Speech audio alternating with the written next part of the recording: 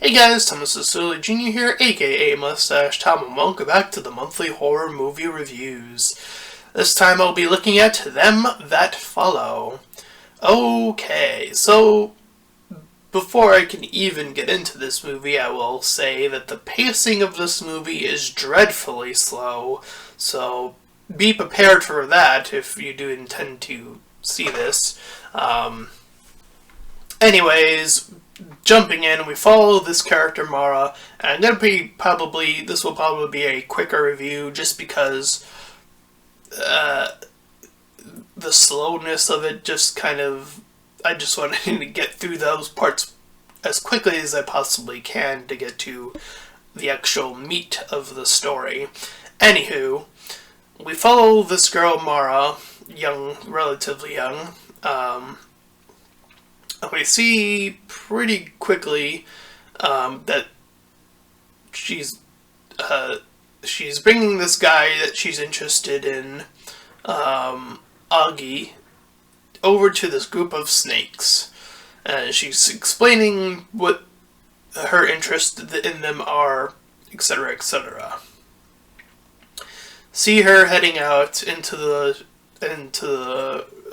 town. And she's getting ready for this so-called party, but anyway, Augie comes over, gives them her a lift back after she grabs some things from the store, including one stolen item, which would be a pregnancy test. So there's that. And we move over to this church where her dad, who is this priest, pulls out this snake. And we see that this other guy, named Garrett, also has some sort of interest in her. Trying to compliment her, trying to woo her over, I suppose.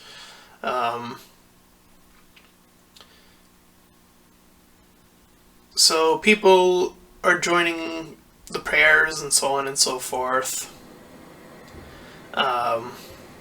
And Mara visits her friend Deli, I think that's her name, and a few other women prop her up to do some quilting. I should probably say at this point, because we also see a separation here, the women seem to do that, and then the men seem to primarily hunt for the snakes. So this seems to be a community that splits up explicitly what men do and women do. There also seems to be a very vibe in the way people talk in this movie to indicate that this is supposed to be... I don't know what the date of the movie is, like when it's supposed to take place, but I'm going to assume that it takes place back in the day at some point. Just from the way the people talk, just from the level of separation, just from the way the characters behave. It seems to be a heavy indicator of that timeline. Anyway, so we see that the shop owner, who's Augie's mom, this smoker lady, is like talking to her about stuff. And, Mara's sort of entertaining the chat. And after that, she gets some help from... I lost my place in my notes. Some help from Deli. As she's being prepared for Garrett, apparently, and this is, again, a very heavy indication that this takes place in an older time, is that this is one of those weddings that isn't about, like, oh, you two met, you fell in love, one proposed to another. No, this is what we would call an arranged marriage. They never say it in the movie explicitly, but that's what it is. And we cut to more prayers happening. They're happening outside now. And Mara, around all these other people, says yes to Garrett. She's all for that, even though she was with the Augie character earlier. So there's this whole relationship thing going on, right, between Mara, Garrett, and Augie. And Augie is joined by Deli, and they're talking about stuff. And then we see Mara get sick, so she took the pregnancy test. She is getting sick. We saw her sort of freak out a little bit. We know it's very heavy indicators that she is indeed pregnant. Augie drives to like the town, and we see the dad driving with him. We see the police following them. Very unnecessary scene of them getting arrested at some point, and I'll get into that in a bit. Meanwhile, Mara and Deli are going to the church, and her dad is praying with the snakes. Or the snakes get taken, or some of them do, apparently. So Mara and her dad go to check in on her friend Deli after the fact, and the dad invites her to stay with them because apparently her mom never returned and she doesn't have a dad to support her. She's just sort of living in this area by herself, so again, he brings her along. So Garrett returns and he kisses Mara. And then we cut to a montage of the ladies working on her dress, and the priest praying for this other little smaller group after the fact, and he's praying for this boy particularly to get better. He's apparently sick.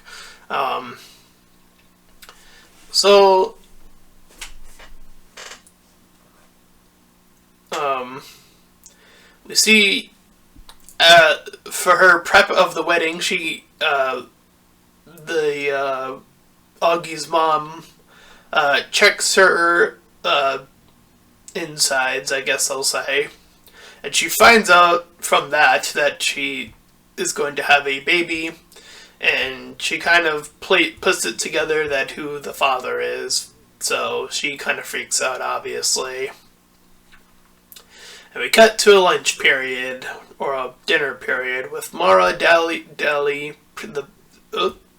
my notes got all... Uh-oh. Give me a moment. I do apologize. Oh dear.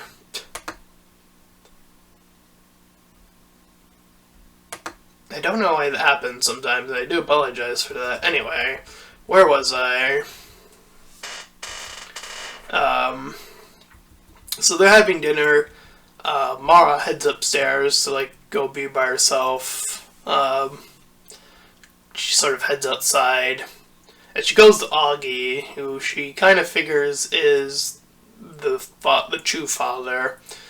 And he wants to head out because earlier they talked about how he was trying to put the moves on her and she wasn't seeming interested. And to me, this particular scene was probably the most infuriating because Mara here has the opportunity to tell Augie that the truth, that she is pregnant or something, and she seems to heavily kind of just talk around that. This is the phrase of just talk that I've heard from one Wooly. Anyways, it is very frustrating to see that kind of scene, see that this movie could have probably gone in a whole nother direction, but they wanted to avoid it for whatever reason. And the thing is, again, the pacing is just so slow. I'm actually a little bit surprised at that point that they didn't go for that. Anyway, that frustration aside, we see that Augie's mom sees her talking, so she kind of, again, figures out that Augie is the true father anyway. At that point, if I got that confused, that's actually the official point where she finds out that who the actual father is. Anyway, we see that Augie returns to the church. Apparently he's been away from it for a long time. And Augie claims that he is able to hear the spirit. So he heads up and the dad's all excited because he returned, and then he places the snake on Augie, and Augie gets bit by the snake. A poisonous snake, mind you. And he's taken away as the women pray, and the dad priest says that only God can save him. And he's calling out, saying, "Take me to a hospital." Again, that to me is a very another heavy indicator of this taking place back in the day. I think, to the full extent, I think a lot more religious people would take. I'm not gonna say all. I'm pretty sure there's some people still out there that would say that God will do all of the work. I'm sure it exists out there somewhere, but I think more people would be inclined to take their sick kids to a hospital, suggesting that God, if they do so decide to believe in him, would, through the power of science and medicine, will help their children out that way, etc., etc. Anyways, Augie takes out a knife and he tries to cut himself and suck the blood out / poison out, and he passes out from trying to do that. The parents get up to him and Mara helps out getting there and then stitching him up. So she's able to talk to him pretty briefly, and he's like still trying to convince Mara, that he needs to go to a hospital. And the mom wants both of them to be punished for their ways. So Mara stays with him, and Garrett is also there, because everyone seems to be clustered around this house now that this has happened. Garrett is getting anxious. He heads up. He sees her with Augie, and he gets upset. So the mom kicks Garrett and Mara outside. Meanwhile, after they separate and do their thing, Deli checks in with Mara and trying to figure out what... And Mara sort of eventually explains, I think at this point, that she's pregnant to her, I think, or that happens later, I forget. Anyway, the dad comes over and tells Mara to get in and drive over. This happens the next day, by the way. Meanwhile, Deli checks in with Augie, trying to help out, pray, do all that stuff over there. Meanwhile, the dad returns home to Garrett, who's at their house now, and he says that Garrett needs to step up as a man.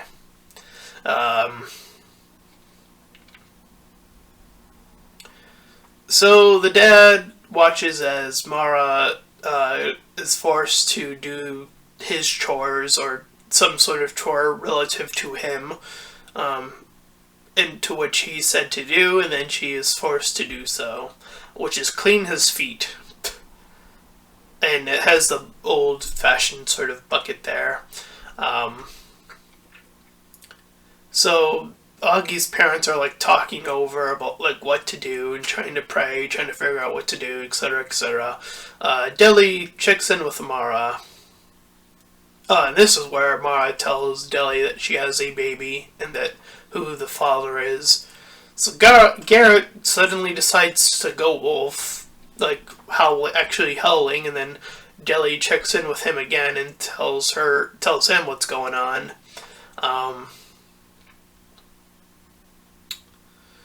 So yeah, the whole spirit thing.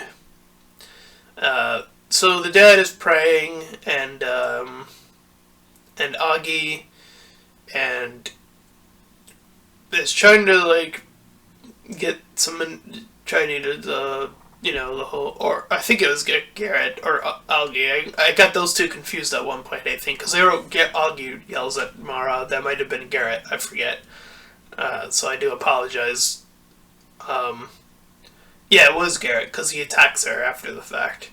And the dad shoves him outside, pulls out a gun, and threatens to make him leave. But before he leaves, he mentions the baby and leaves officially. So the dad tells his daughter Mara that she needs to be purified. We cut back to Augie, who's on this table, and we see the mom trying to give him certain anesthetics, I suppose, and then we cut back to the dad taking out one of the snakes and then putting it on his daughter. We cut back to Augie, because we're going back and forth now, to the parents bringing out these other two that have this saw blade, and they're going to saw blade off Augie's arm to make sure that the poison is cut off. So the dad puts on the snake. We see the saw blade go off on Augie's hand. Mara gets not bitten, so after that she decides to leave and to go all the way run to Augie to go by his side, tell the parents that they're going to a hospital, making sure that that is the case, and then the two of them drive off to go to a hospital. This movie is put under the thriller genre, which I think still fits in the category of horror, or the theme I'm going for. But again, the pacing is relatively slow. It's a very slow burn. I definitely could have seen them cutting quite a few of these scenes. Like, there's, again, as I mentioned very briefly, there's the whole thing about, like, Garrett getting arrested and then them bringing him back pretty soon. So the whole thing with the police did seem a little bit unnecessary. The frustration of Mara not telling Augie earlier on that she was indeed pregnant. But, you know, that it does come with a certainty of, or an uncertainty, I should say, of, like, what she was trying to accomplish there. She felt at that point, I would suppose, to be still more connected to her religion versus her love for him, etc., etc. So, I don't know. I think this depends on how creepy you find religion, or at least the extreme religion. I wouldn't necessarily call this a cult, but, you know, they have this heavy influence on religion that seems to be based on something I don't think actually exists. In terms of, like, from what I remember from when I was religious, nothing about a snake really ever comes up, or if it does, I don't think people would, from my knowledge, typically use a snake to do that. But, you know, it's fiction, so I think there's that little bit of leeway, but I still think that the pacing is still too slow. I think it's a lot to do with not the setting, but it's just the writing is a little bit slow, but like, oh, we have to avoid these two characters talking about that pregnancy. We gotta hold that off, because Augie has to have his arm cut off, and I feel like that could have been avoided if... but I suppose the movie would have ended a lot earlier if she did, because that happened, I wouldn't say, closer to the end of the middle part of the movie, or middle part of the movie, depending on where exactly that happens in terms of the timeline. But anyways, still, I would give this movie a 4 out of 10. I think that the premise does have some sort of interesting implications of, like, the bad side of religion or whatever, but its execution was just a bit too slow. It moved a bit too slow. in terms of just everything that's going on. Um, and there never felt like there was a moment, except for, I suppose, the very end, where it's like cutting back and forth of like, oh, what's going on? You know, Mara's being tested, Augie's arm's being cut off, these very, well, at least from Augie's point, very extreme level of like, oh, bad thing is actually happening now. I felt like there could have been a bit more development between characters in terms of that. The level of the secret and what heavy implication that could have in terms of consequences. I feel like there was never really like, until like again the end, where everything sort of just starts happening. And I don't think like the build up to that is strong enough. I don't think that we're connecting strong enough to the characters to get us to that point is the main problem I'm seeing. So again, 4 out of 10. And that's my review of Them That Follow. So if you did enjoy this review, then please feel free to like, comment, and subscribe. Also make sure to check out those links in the description. One will head you over to my Discord server, the other to my Patreon page. Any donations are greatly appreciated. Until next time, everyone, bye-bye.